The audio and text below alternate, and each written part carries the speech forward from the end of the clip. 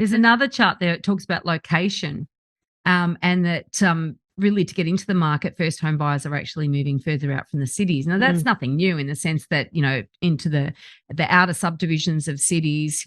Melbourne, it's probably bigger now, but it got to one point where it was 100 kilometres from east to west, and there's more land. So it's probably bigger now than the last time I heard that stat. And Sydney, if you actually went from Palm Beach and went to drive down to Waterfall, so it's the uppermost suburb to the bottommost suburb, I think it'd take you 2.5 hours.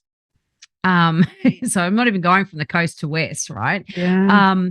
So therefore, not that actually Palm Beach is affordable. Don't get me. I mean, that not necessarily painting the picture here, but also with the sea change and tree change, and we've had students that have fallen into this category where they've actually gone and deliberately looked at regional areas in order to get a good lifestyle, buy a lovely home, and have a lovely lifestyle for their family and to get into the market. So that is enough of that happening that there's a chart for it.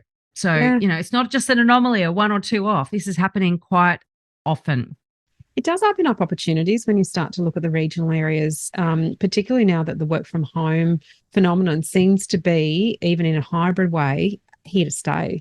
And businesses are certainly more open to those opportunities because of labour shortages and skilled specialists being in short supply.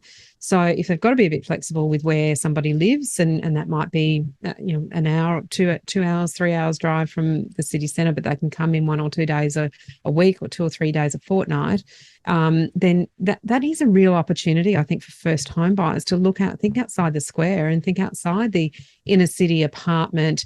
For those people that we talked about, and there are a few episodes where we've done case studies with people who've done regional changes, it was as much about the change in the lifestyle and actually immersing themselves in the communities into which they moved, and changing the thought of, we can just duck out and get any kind of cuisine that we want really quite easily, and any night of the week we can eat out, to right, well, maybe we do a little bit more cooking at home, and maybe there's only one Asian restaurant in town, and we do have to plan to go to the city if we want to have something different.